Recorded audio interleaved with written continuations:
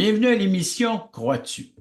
Notre invité d'aujourd'hui ne connaissait rien du langage évangélique ou de la parole de Dieu qu'est la Bible. Il pense avoir inventé l'expression «Je suis né de nouveau», ce qu'on retrouve dans les Saintes Écritures.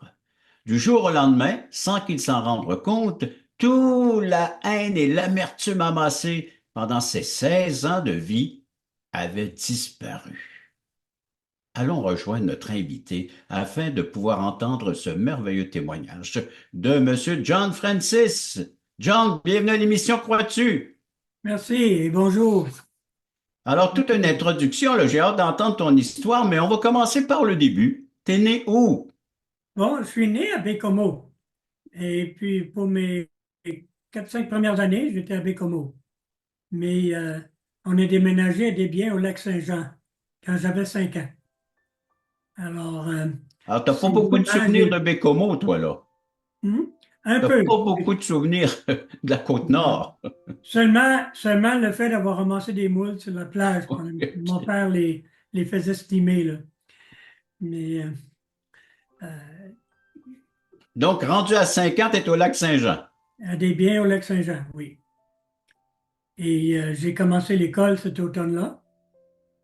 J'allais avoir 6 ans en octobre, alors. C'est, notre école était à 50 kilomètres de chez nous. On avait quelqu'un qui nous emmenait, nous autres et une autre famille anglophone, parce qu'on allait à l'école anglaise. Alors, il y avait une école anglaise protestante et une école anglaise catholique à Alma, à Riverbend. Alors, c'est là que j'allais à l'école et jusqu'au sixième année. Et durant ce temps-là, bien, mon français, bien, je parlais le français de la rue, disons, ce qui était absolument nécessaire pour communiquer avec les petits amis.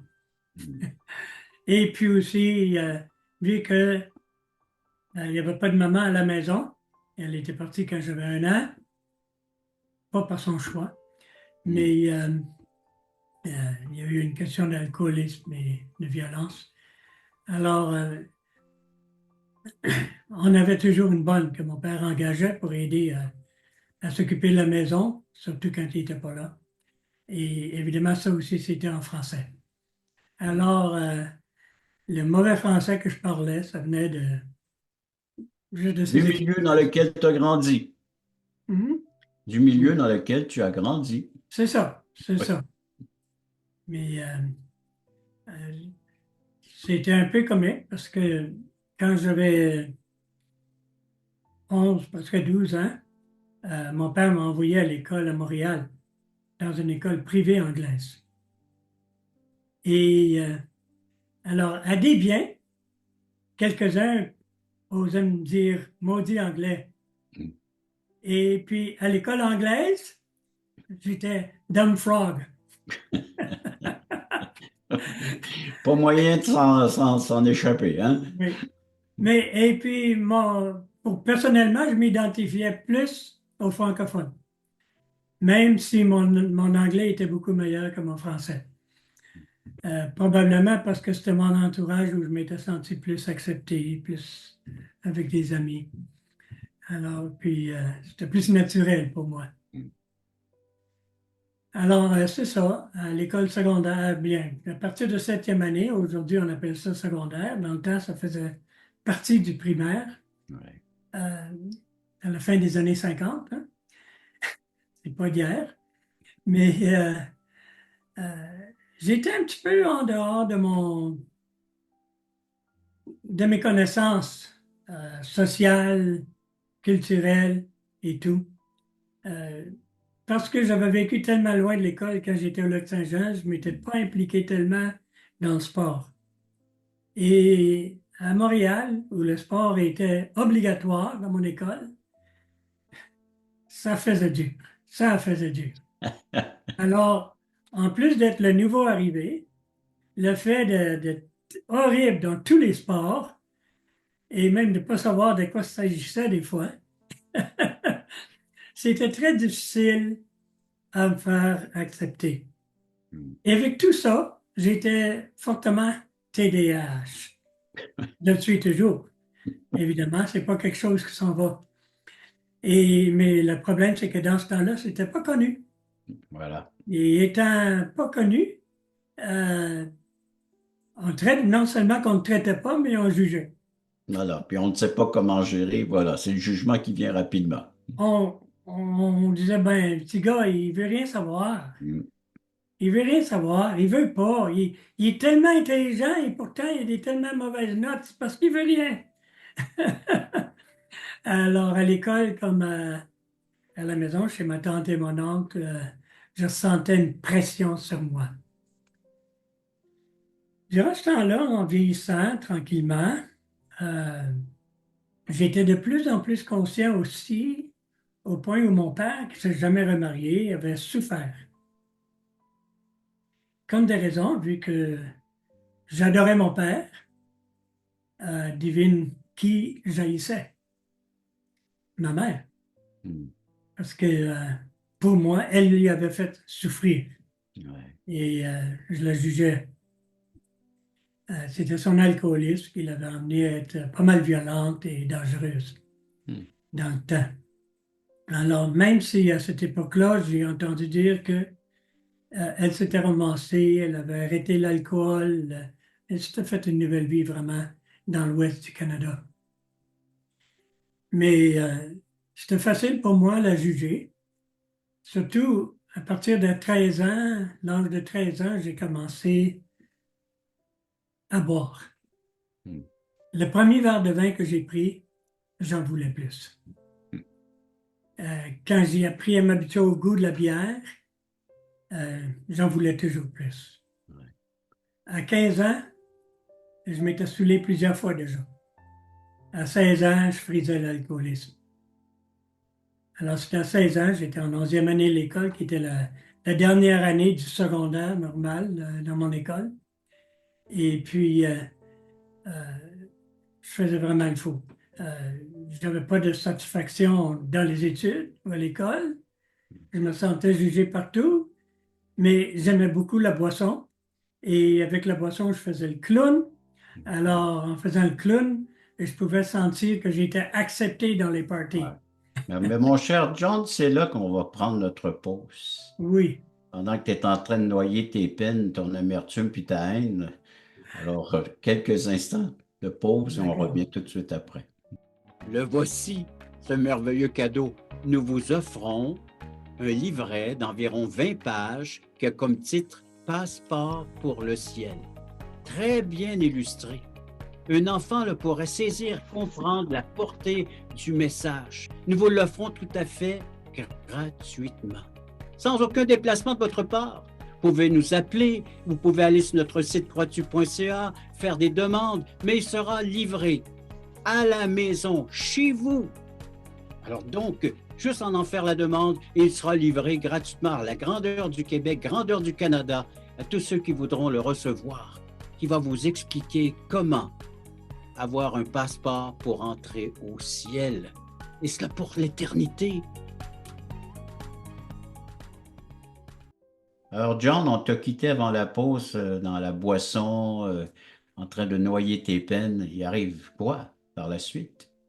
Bon, alors, oui, et je peux dire qu'en même temps, jusqu'à ce point-là, mon éducation religieuse avait été pas mal limitée.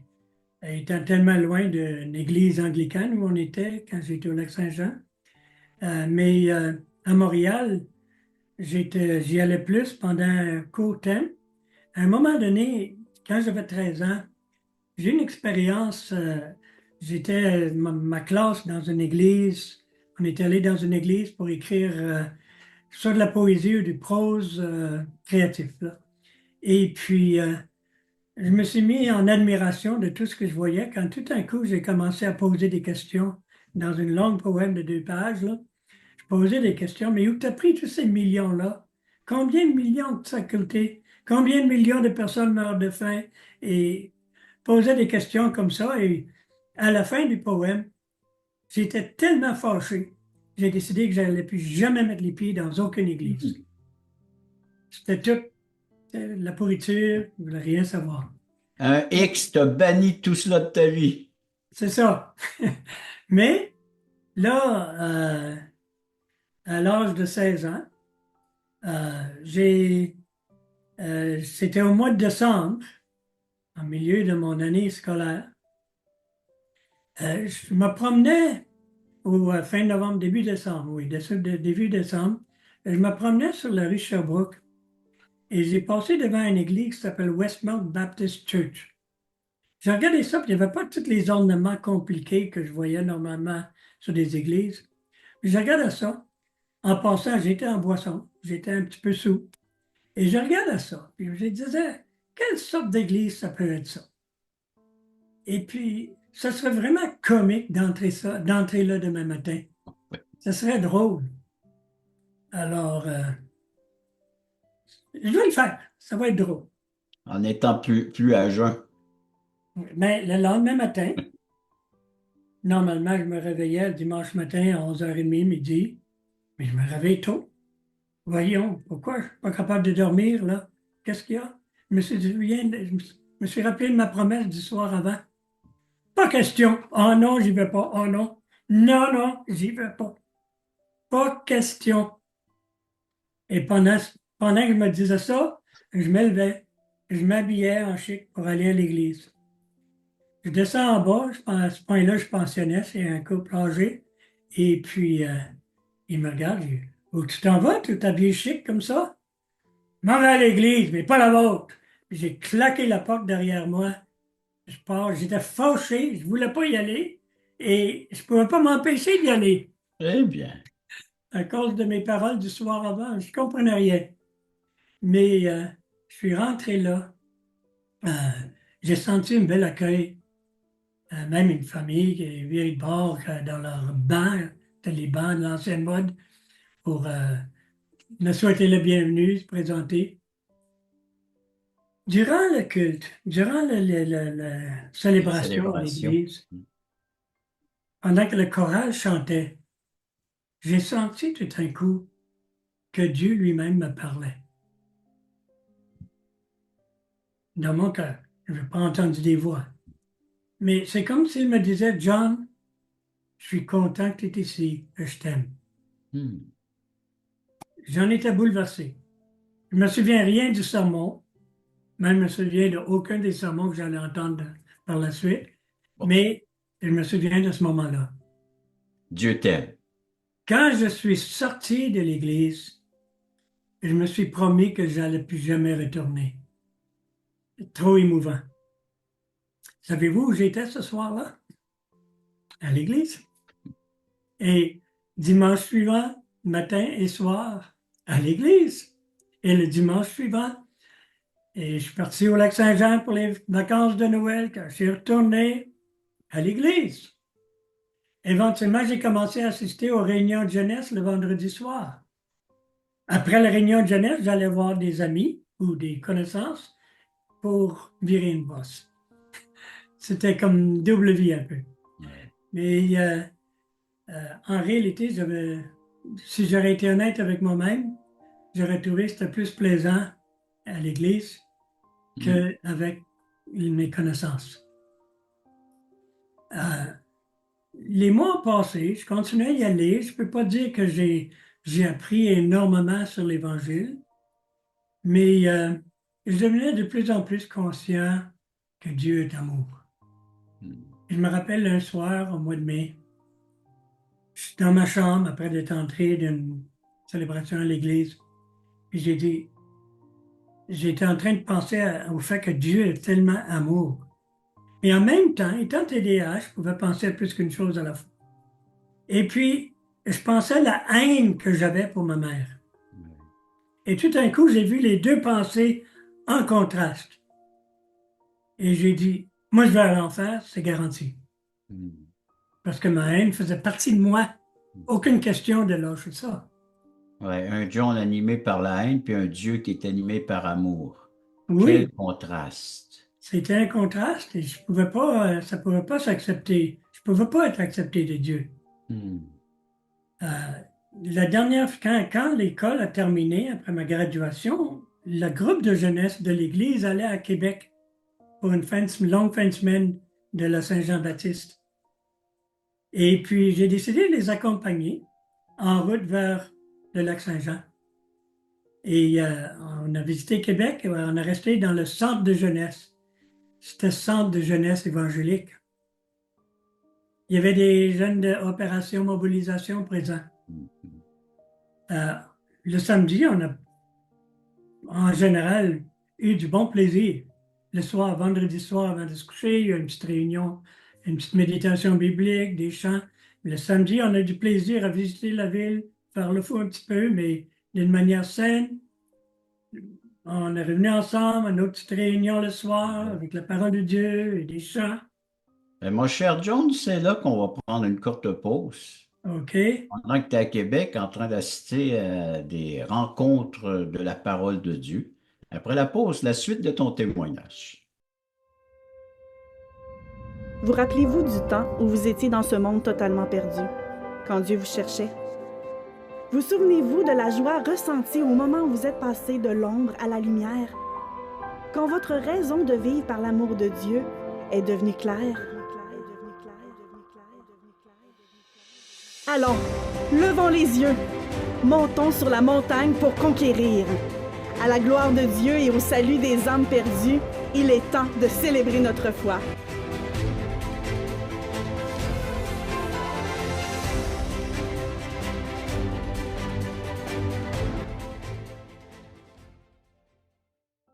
Alors, John, tu es à Québec, tu assistes à des rencontres d'études de la parole de Dieu. Il y a de l'animation. Et c'était réellement un temps, un bon temps. Cette nuit-là, j'étais couché dans un sac d'accouchage sur le plancher avec d'autres. Et j'ai comme senti encore une voix dans mon cœur. John, comment tu trouves ça ici? Vraiment plaisant, Hmm. extraordinaire. Plus que quand tu vas au party puis boire? Ah oui. Bien, dans ce cas-là, reste à l'écoute. Et puis, le lendemain, ben, on est allé dans une église baptiste anglaise à Québec. Et puis, on est retourné pour manger. Avant de se séparer, les autres allaient retourner à Montréal. Moi, j'allais rester à Québec pour quelques jours chez la parenté avant de me rendre au Lac-Saint-Jean. On a eu une petite réunion. Et puis, dans cette réunion-là, différents partageaient comment Dieu opérait dans leur vie. Ils n'ont pas parlé de conversion comme telle parce qu'ils prenaient pour acquis que tout le monde l'était. Bon. Mais moi, j'écoutais. Et croyez-le ou non, j'écoutais en silence. Et puis, euh, après, il y a eu un temps où ils ont prié ensemble, parlant de Dieu d'une manière normale. Et tout d'un coup, je me suis dit, Jésus est vraiment ressuscité. Il est ici présent dans la salle.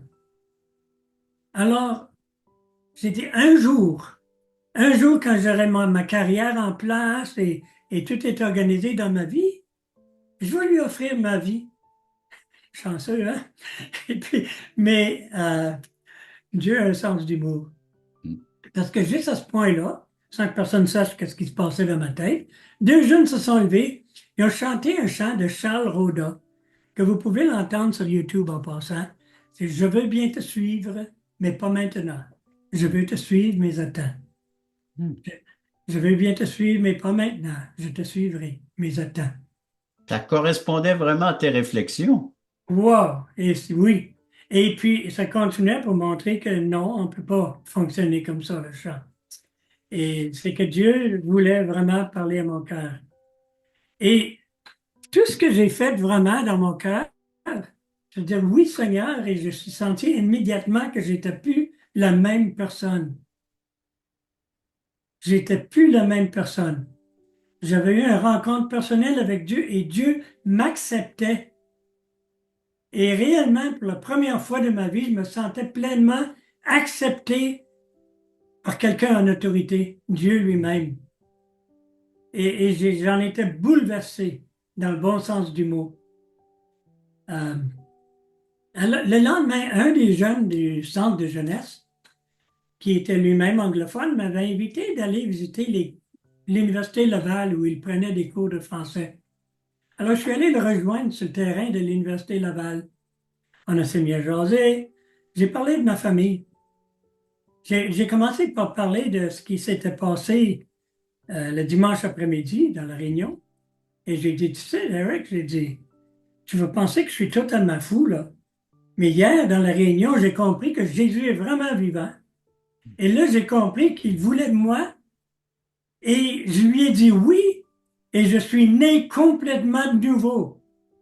Faut dire, je savais historiquement que Jésus était mort à la croix, ressuscité, tout ça, mais c'était... Là, tu venais de l'expérimenter, là. Tu venais de vivre cette nouvelle C'est naissance. ça.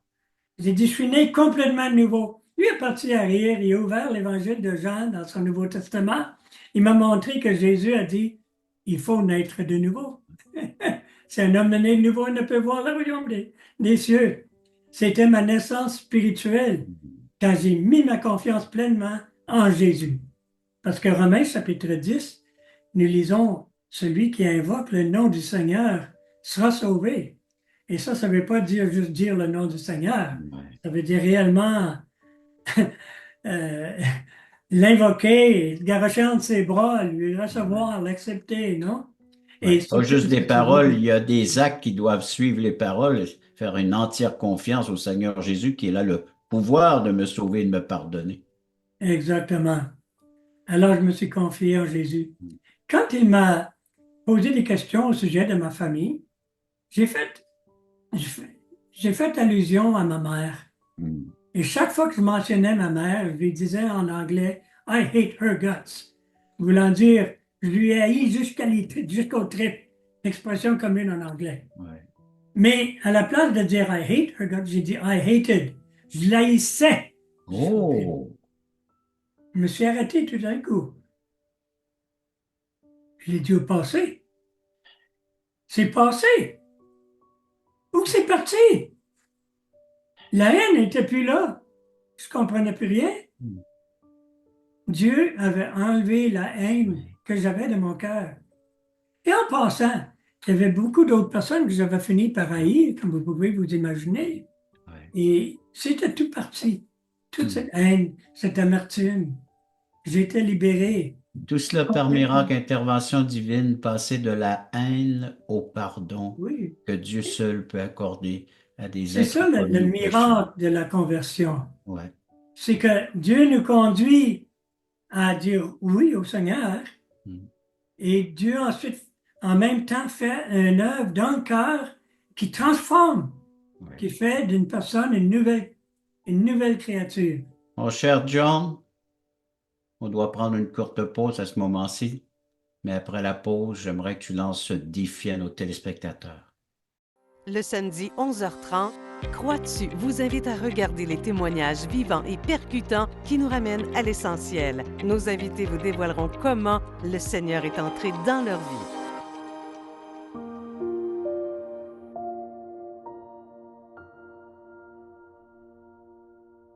Alors oui, mon cher John, la haine maintenant est remplacée par un amour de Dieu. Peux-tu nous expliquer ça en quelques minutes à nos téléspectateurs? Oui, mais ce qui arrive, c'est quand Jésus est mort à la croix, Ouais. toute la haine que j'avais, en plus de tous mes autres péchés, qui en avait en masse, il les a pris sur lui comme s'il disait, c'est moi qui ai tout fait ça. Mm. C'est un échange. Et puis toute la justice qu'il avait, lui, il disait, c'est John qui l'a. Mm. C'est un échange. C'est une manière un peu simpliste peut-être de le décrire, mais en effet, c'est ce que le Nouveau Testament nous enseigne. Peut-être que toi qui m'écoutes, tu te demandes, oui, mais comment est-ce que ça m'affecte ça, là? Et ce qui arrive, c'est que Dieu t'appelle à toi aussi. Il t'invite à toi aussi à venir à Jésus. Comment? Simplement mettre ta confiance en lui et ce qu'il a fait pour toi à la croix. Quand Jésus est mort sur la croix, bien, si toi tu mets ta confiance en lui, c'est comme si ton nom aurait été écrit sur sa poitrine, Mm. que toi tu t'es identifié avec lui. Quand Jésus est ressuscité, toi, tu es identifié avec lui là aussi. Jésus est monté au ciel, toi, tu es identifié avec lui. Mm. Mais comment ça? Tu peux avoir vu toutes sortes de choses compliquées de comment venir à Jésus, comment être sauvé, comment être pardonné. Mais en réalité, c'est aussi simple que dire, Seigneur Jésus, peut-être que je comprends pas tout, mais je veux ce que tu m'as à m'offrir. Je veux ton salut. Je veux avoir la vie nouvelle, la vie éternelle que tu m'offres. Et je te remercie parce que tu as dit que je peux l'avoir si je t'invoque. Et c'est ce que je suis en train de faire. Merci Seigneur. Et Jésus Ah, a mon dit, ch- ouais, je ne mettrai pas dehors ouais. celui qui vient à moi. N'est-ce pas, Cher Mathieu? John, merci beaucoup pour cette invitation qui vient du Seigneur Jésus lui-même, par ton entremise, son serviteur maintenant, hein, son enfant, il est devenu son enfant, tu as cru, tu as accepté ce que Dieu t'a offert, et on invite les téléspectateurs à faire de même, à accepter eux aussi ce que Dieu a fait pour eux à la croix, une fois pour toutes. L'entremise de Jésus, c'est le chemin, la vérité et la vie. C'est lui, hein, qui peut venir régler une fois pour toutes la question du péché à l'égard d'un Dieu pur, saint. Ceux qui veulent en savoir davantage, ben, écrivez-nous à croix-tu.ca ou appelez-nous au numéro de téléphone qui est à l'écran. Alors, il y a des études bibliques les mardis à 19h, 20h Nouveau-Brunswick. Les samedis à 9h30, il y a des témoignages comme celui que vous entendez présentement à 9h30, l'heure de Québec. Il y a aussi de la littérature qu'on offre gratuitement. Vous avez le passeport pour le ciel. Alors, cette littérature, elle est en anglais, elle est en français, elle est même en espagnol. Alors, si vous avez des amis qui parlent ces langues, vous pouvez en faire la demande et le distribuer. Nous, on les offre une modique somme, là, juste à les commander à croix-tu.ca. Alors, mon cher John, je te remercie d'avoir participé à l'émission Croix-tu, puis je remercie nos téléspectateurs d'avoir été à l'écoute de cette autre émission Croix-tu.